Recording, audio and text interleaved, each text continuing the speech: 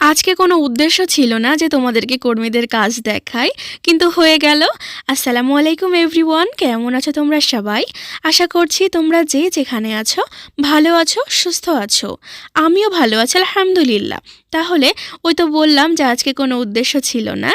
আজকে আমি মূলত বাইরে একটু রোদে বসেছিলাম, আর যেহেতু গ্রামের বাসায় এসেছি, আর এইখানে আসার পরে কি হয় বলো তো, এই যে বাতাসে গন্ধ ছোটে যে সিজা আসছে, যার জন্য সবাই মিলে চলে আসে। তো যার যে সমস্যা, যার যে কাজের সমস্যা সবগুলো নিয়ে আসে। তো আমি যে জামাটা ধরেছিলাম এটাতে একটু সমস্যা ছিল, মানে এই যে বাঁকা বাঁকা যে ঢেউগুলো আছে না, এই ঢেউ সেলাই একটু সমস্যা ছিল, তো সেগুলো আমি ঠিক করাচ্ছিলাম। তো আর এইদিকে দেখো এরও সমস্যা ছিল, মানে যার যার সমস্যা তার তার প্রত্যেকজনের আমি বসে থেকে ঠিকঠাক করে দিচ্ছিলাম, যেহেতু এগুলো কাজ প্রায় রেডি।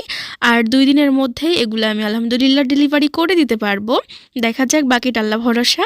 তো সেই জন্য যেগুলো সমস্যা সেগুলো আমি ঠিকঠাক করাচ্ছিলাম। আর সেই সূত্রে দেখো একসাথে এতজন কর্মী যখন আমার বাসার সামনে এসে কাজ করছিল, তখন আমি ভাবলাম যে সবাই এই যে কাজ করার ভিডিওটা একটু তোমাদের সাথে শেয়ার করি, তাহলে হয়তো তোমাদের ভালো লাগবে। কারণ আমি কিভাবে কাজ করি সেটাই কিন্তু আমি তোমাদেরকে দেখানোর চেষ্টা করি। তো আমার যে কর্মীরা আছে না, তাদেরকে আমি একটা কথাই বলি যে তোমরা ঘরে না বসে থেকে একটা উদ্যোগ নাও, নিজেরা কাজ করতে হবে। তো এই জন্য দেখো এরা এইভাবে দলবদ্ধ হয়ে কাজ করে। সবথেকে মজার একটা বিষয় তোমাদের সাথে শেয়ার করি।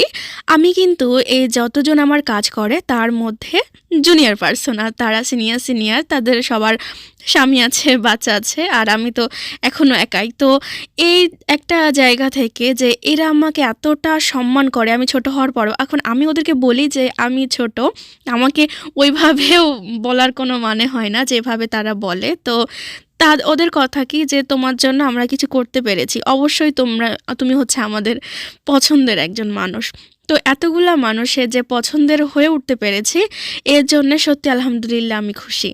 আমি চেষ্টা করেছিলাম আমার এলাকা যে মেয়েগুলো আছে তারা যেন বসে না থাকে, তারা যেন কিছু করে, সেই উদ্যোগে কিন্তু আমার এই কাজগুলো করা। তো আমি বলি যে যারা সেলাইয়ের কাজ জানে তারা আমার কাছে সেলাইয়ের কাজ করে, আর যারা জানে না তারা অনেকেই আমাকে বলে যে সিজা তুমি তো কাজ করো, তুমি তো জানো চেনো যে কিভাবে কি করলে ভালো হবে, বা আমি কিছু করতে চাই।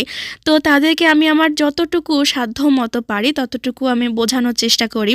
এই যে আমি যে কাজ করাচ্ছি মানে এই না যে আমার সেলাইয়ের কাজই তোমাদেরকে করতে হবে, তোমরা অন্য কাজ করো, তাদেরকে বলে দিয়ে এটা করো ওটা করো, দেখো সফলতা আসবে। তো আলহামদুলিল্লাহ এভাবে কিন্তু অনেকজনার এসেছে, যার জন্য তারা যখন দোয়া করে তখন বেশ ভালো লাগে।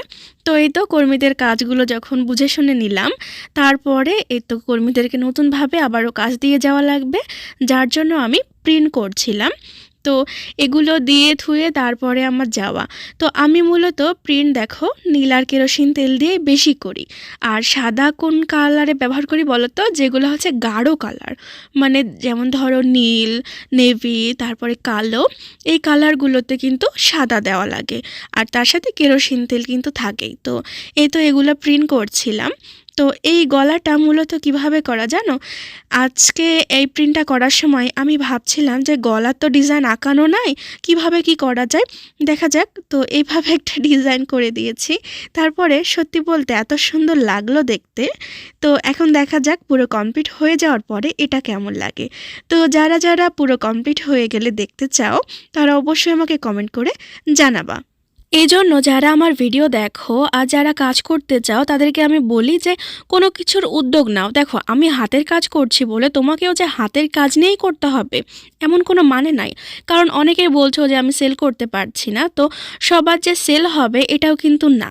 কারণ তুমি যদি পপুলার না হও, তোমাকে যদি 10 জন না চেনে, তাহলে কিন্তু তোমার কাছ থেকে ড্রেস নিবে না, এটা বাস্তবতা। হুট করে তুমি এসে সেল করতে চাইলে এটা তোমার জন্য কঠিন হয়ে যাবে।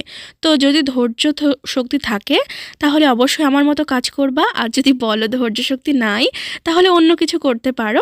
কাজের কিন্তু অভাব নাই, শুধু চেষ্টা থাকতে হয় আর খুঁজে নিতে হয়।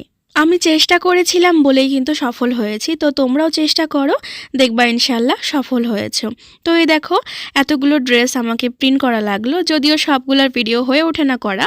মানে প্রিন্ট করতে যেয়ে আমি ভুলে যাই যে তোমাদেরকে একটুখানি ভিডিও করে দেখাই, এটা আমি ভুলে যাই। তো মাঝে, মাঝে যখন হুটহাট করে করি তখন ওইটুকুই তোমাদের সাথে শেয়ার করা হয়। তো আজকের ভিডিও তোমাদের কেমন লাগলো অবশ্যই জানাবা। আর যদি কোনো কিছু জানার থাকে তাহলে অবশ্যই তোমরা আমাকে কমেন্ট করতে পারো। আমি যখন ফাঁকা হই তখন আমি তোমাদের প্রত্যেকজনের কমেন্ট চেক করি, আর যেগুলো রিপ্লাই দেওয়ার আমি সবগুলোই দিয়ে দিই। চেষ্টা করি সবগুলোই দেওয়ার, কিন্তু অনেক ক্ষেত্রে হয়ে ওঠে না। তাহলে ভিডিও ভালো লাগলে শেয়ার করে দিও। ভালো থাকো, সুস্থ থাকো, ধন্যবাদ, আল্লাহ হাফেজ।